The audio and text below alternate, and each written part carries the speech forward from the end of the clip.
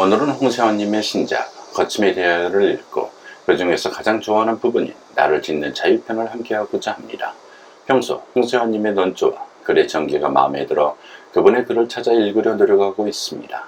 좌우를 넘나들며 현실의 부조리를 외면하지 않고 우리의 삶과 그분의 본인의 삶 속에 투영하여 우리의 나아갈 바를 고민하며 나를 흔들림 없이 맺어짓고자 하는 일관됨이 있어 홍세환님의 글을 좋아합니다. 각자의 삶의 여정 속에서 환경과 조건에 흔들림 없이 살아가는데 한 번쯤은 생각해 봐야 할 주제인 듯하여 여러분과 함께 공유하고자 합니다.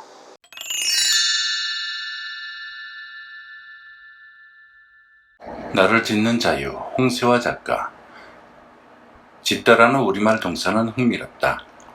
농사를 짓고 웃음을 짓고 집을 짓다라고 써서 인간 생존의 필수적인 의식주가 모두 짓다라는 동사의 목적어가 된다. 의식주의 부족은 춥고 배고픔의 비참함을 가져온다. 잘 짓고 고르게 나누어 이 세상 사람 중 누구도 춥고 배고픔을 겪지 않도록 해야 한다. 자유는 스스로를 지킬 수 있는 기본적인 물적 토대를 필요로 하며 이 기본적인 물적 토대는 인간의 존엄성과 행복주권의 조건이기도 하다. 춥고 배고픔이란 가난과 그런 결핍 상태의 지속에 대한 불안은 사람들로 하여금 나를 짓는 자유를 누릴 수 없게 한다. 양극화된 사회, 승자독식의 구조 아래 수많은 사람들은 삶의 과정에서 합리적 선택을 가능케 하는 기본적인 자원조차 가지기 어렵게 되었다. 우리가 이웃 중 누구도 춥고 배고픔이라는 가난과 그런 가난에 대한 불안 때문에 자유로운 존재로서 멀어지지 않도록 의식주를 잘 지어야 하듯이 우리 각자에게도 잘 지어야 할 게 있다. 바로 나 자신이다. 한번 태어난 존재인 나를 잘 지어야 한다. 나를 어떤 존재로 지을까라는 물음을 부단히 던져야 한다. 나를 어떻게 지을 것인지 나에게 달려있다. 나를 잘못 지으면 내 삶을 그르칠 뿐만 아니라 내가 속한 사회에도 나쁜 영향을 미친다. 이상주의자의 꿈 같은 상상이지만 모든 사회 구성원들이 물질적 결핍의 불안에서 벗어나 각자 자기를 조금은 훌륭하고 조금은 더 아름답고 조금은 더 올바른 존재가 되도록 지으려고 애쓴다면 나를 잘 짓기에도 주어진 시간이 부족한데 남을 지배하고 억압하려고 온갖 술수와 모함을 꾸미려고 시간을 허비할 것인가? 나를 잘 짓기 위해서는 무엇보다 남과 비교하는 일을 멈춰야 한다. 우리 학교 교육은 어린 시절부터 남과 비교하고 경쟁하는 데 익숙하게 만든다. 남보다 우월한 나를 추구한다면 내 삶의 기준이 내가 아니라 남이 된다. 그런 삶에서는 나를 짓는 자유를 온전히 누리기 어렵다. 각자 자기가 처한 시대적 환경과 조건이 있다. 하지만 그것들은 나를 짓는 자유를 근본적으로 가로막지 못한다. 나를 내가 아닌 남이 대신 지어준다 가정하면 나는 꼭두각시일 뿐이며 자유는 이미 온데간데 없다. 나는 나를 짓는 주체이면서 내가 짓는 객체이다. 주체인 동시에 객체로서 하나인 나. 인간이 본디 자유로운 존재이면서 외로운 존재인 것은 이 점에서 비롯된다. 자유롭기 때문에 외롭고 외롭기 때문에 자유롭다. 어느 고전약한 황혼역에 조승달을 바라보며 느닷없이 가슴 저 깊은 데서 우러나오는 근거 없는 슬픔이 겨워하거나 아직 살아있음에 가없이 기뻐하는 인간의 모습은 자유로우면서 외로우면서 자유로운 존재의 눈물겨운 모습이다. 그렇게 인간은 자기를 짓는 자유, 자기 형성의 자유를 누리는 외로운 존재다. 자유는 외로움을 대가로 치러야 한다. 외로움과 함께 밀려오는 심리적 불안도 대가로 치러야 한다. 자유는 외로움과 불안의 조건 아래 얻을 수 있으므로 자유인은 외로움을 즐길 줄 알아야 하며 심리적 불안을 극복할 수 있는 독립성을 가져야 한다. 외로운 존재인 나를 대면한 또 하나의 나를 상정하여 그 둘 사이에 소리 없는 대화를 나누는 것은 외롭고 불안한 나를 자유로운 존재로 지킬 수 있는 길의 하나다. 여기서 소리 없는 대화의 주제는 사회적 존재로서 자신의 삶의 의미와 지향일 것이다. 그것의 고갱이를 나는 사랑이며 참여와 연대라고 말한다. 그런 고갱이를 자기 내면에 탄탄히 간직한 사람일수록 자유의 대가로 치러야 하는 외로움과 심리적 불안을 잘 이겨낼 수 있다. 자기 내면에 이웃에 대한 사랑과 참여, 연대의 의지가 없고 자유의 조건인 외로움과 불안이 버거워지면 자유로부터 스스로 도피할 위험이 있다. 자유로부터의 도피에서 에리 프롬이 말했듯 어딘가에 속해 있지 않고 삶이 어떤 의미와 방향도 갖지 않으면 자신의 존재가 한낱 티끌처럼 느껴지고 무의미하다는 느낌에 압도당하게 된다. 에리 프롬은 나치 치하의 독일인들이 자유를 원하는 대신 자유로부터 스스로 벗어나려고 노력했다 지적했다. 전체주의 나치즘에 저항하는 자유는 그 자유의 주체에게 외로움과 불안을 안긴다. 게다가 그 불안은 심리적 차원에 머물지 않는다. 이러한 외로움과 불안에서 벗어날 수 있는 길은 나치 이론이 되어 그의 복수하는 데 있었다. 조지 오웰의 1984에 자유는 예속이라는 구호가 나온다. 언뜻 반어법 같지만 자유와 예속 사이에 자유의 조건인 외로움과 불안을 삽입하면 자유는 예속이라는 구호가 단순한 반어법이 아니라는 것을 알 수 있다.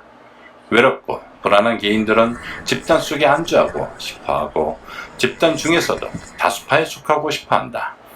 다수파에 속한 개인들은 성찰적 자아가 되기 어려워 반성적 삶을 살지 않고 지배체제가 요구하는 톱니바퀴의 일상에 충실하게 복무할 위험이 있다. 그런 일상에 갇혀 사유하지 않으면 자신이 무슨 행동을 하는지조차 비판적으로 인식하기 어렵다. 한나 아렌트가 아이만을 통해 통찰했던 것은 악의 평범성이 사유하지 않는 잘못에서 비롯되었다는 점이다. 나치즘은 독일인들에게 삶의 의미와 방향도 부여했다. 열등한 존재로 타자화한 유대인들을 제거해야 세계를 깨끗이 정화할 수 있다고 말이다. 독일 민족은 우월한 존재로서 세계를 정화하는 위대한 과업을 수행하게 된 것이다. 그들은 유대인들을 절멸시키는 최후의 해결 이후에도 또 다른 유대인들을 필요로 했을 것이다. 그들보다 열등한 집단이 존재해야 독일 민족의 우월성을 증명할 수 있고 그런 바탕 위에 독일 민족을 하나로 뭉칠 수 있기 때문이다. 동시에 그 열등한 집단을 세계에서 제거하는 것이 그들 삶의 중요한 의미로 자리잡혀야 했기 때문이다. 우리는 올더스 헉슬리의 멋진 신세계를 비롯하여 SF 소설이나 영화에서 하류 인간이 대량 생산되는 과정을 보고 끔찍해야 한다. 나와 똑같은 인간이 공장에서 생산되어 도시에 쏟아져 나온다고 상상해보자. 나라는 존재는 이미 존재할 수 없다.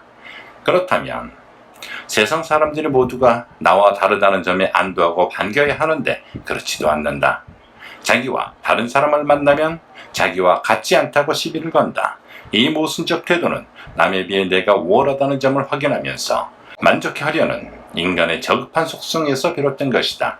이 속성은 필연적으로 나와 다른 남을 나보다 열등한 존재로 규정하고 차별, 억압, 배제하는 데 동의하도록 작용한다.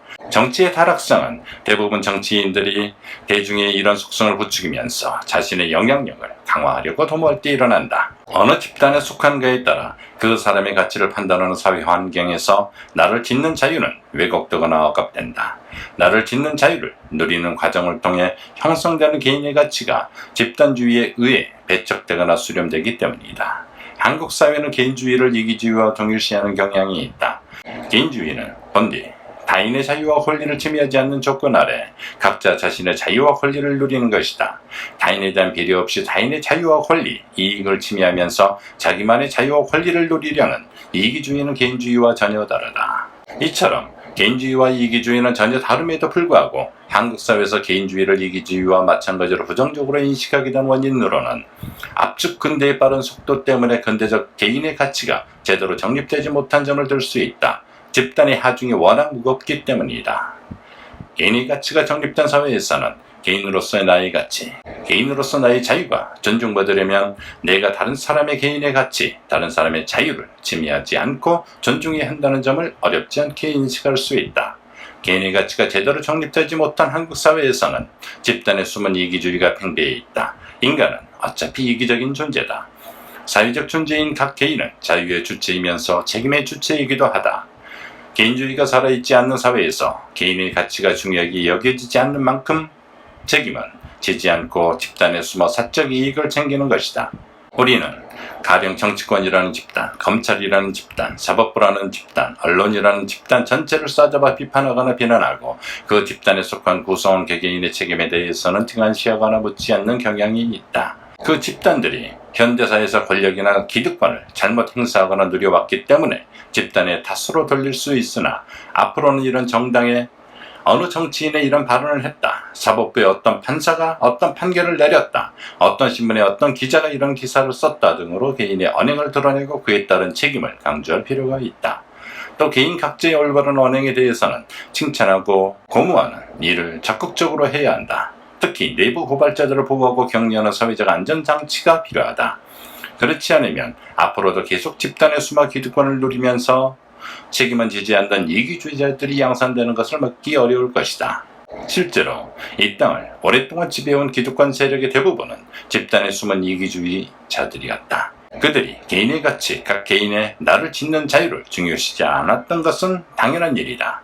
자유의 조건인 외로움과 불안이 버거운 자유로부터 도피하는 사람들에게 그 외로움과 불안에서 벗어나게 해주는 것은 스스로 우월하다고 믿게 해주는 그의 소유물과 그가 속한 집단이다. 한국 사회의 다이나믹한 모습은 거의 모든 구성원들이 나는 얼마나 많이 소유할 것인가, 나는 어느 집단에 속할 것인가를 놓고 치열하게 경쟁하는 데서 비롯된다. 각자가 나를 짓는 자유로 약동하기 때문이 아니다. 사회 구성원 각자가 조금이라도 더 나은 존재가 되기 위해 반성적 성찰과 실천을 하지 않는 사회는 사회 비판 의식에 결여되어 뻔뻔한 지배 집단과 시시한 비지배 집단을 형성한다. 그리하여 부의 크기와 소속 집단이 그 사람의 가치를 판단하는 기준이 될 때 가난한 사람, 장애인, 여성, 성소수자, 이주노동자, 난민은 가진 자, 비장애인, 남성, 이성애자, 내국인의 우월성을 확인해주는 존재가 된다. 차별, 억압, 배제가 횡행한다. 자유를 내 멋대로 하는 것으로 잘못 알고 있는 사람들이 적지 않다. 잘못된 언행을 저지르고 그건 내 자유야 라고 응수하는 사람들도 있다. 이는 자유에 대한 몰이해를 넘어 모독이다. 자유가 자기 멋대로 할 수 있다는 뜻이 아니라는 점을 통해 금세할 수 있다. 존 스튜어트 밀의 자유론에서 강조했듯이 자유는 타인에게 해를 끼치지 않는 선까지만 인정된다. 타인에게 해를 끼친다는 것은 그의 자유를 해친다는 말이기 때문이다. 이사회 벌교는 자유를 소극적인 자유와 적극적인 자유로 구분했다. 소극적인 자유는 강제가 없는 상태로 내가 외부의 간섭과 방해를 받지 않고 행동한다는 것을 말하며 이는 다른 사람에 의해 내 욕구가 박탈당하는 억압과 반대된다. 소극적 자유가 남으로부터 간섭받지 않는 자유를 뜻한다면 적극적 자유는 내 삶과 나의 결정을 외부의 그 어떤 힘이 아닌 오로지 나로부터 비롯된다는 것을 뜻한다. 나는 나의 합리성이 나의 선택과 그에 따른 책임을 질 수 있을 때 자유로운 반면 내 결정이 나로부터 비롯된 게 아니라는 것을 인식해야 할 때 그것은 굴종이다. 이런 이사에 벌리는 적극적 자유 개념은 필연적으로 참된 나와 비합리적인 역량으로 왜곡된 나를 구분하도록 요구한다. 그는 적극적인 자유가 전제 위험이 있다는 것을 놓치지 않았다. 힘센 자의 적극적 자유 행사가 많은 사람의 소극적 자유를 침해할 수 있기 때문이다. 갑질이 만연한 한국 사회에서 사회적 약자와 소수자들은 소극적 자유도 누리기 어렵다는 것을 알 수 있다. 그렇다면 이런 상상은 어떨까? 모든 사람이 다른 사람의 자유를 보장하고 확장하기 위해 적극적으로 참여하고 행동하는 것을 자신의 적극적 자유의 주된 내용으로 삼는다는 상상 말이다. 항상 좋은 책과 글을 함께하고자 합니다. 그 중에서 앞으로도 읽고 공감 가는 내용 중에서 여러분과 공유하고자 하는 내용을 찾아 함께하고자 합니다. 바쁜 시간을 내어주시어 함께 해주심에 감사함을 가집니다. 삶의 표피적 즐거움이 아닌 담백함을 담아낼 수 있는 아름다운 맛과 멋을 찾아가시는 삶이 되시길 바라겠습니다. 오늘은 홍사님의 거침이 대하여 중에서 나를 짓는 자유편을 함께 했습니다. 감사합니다.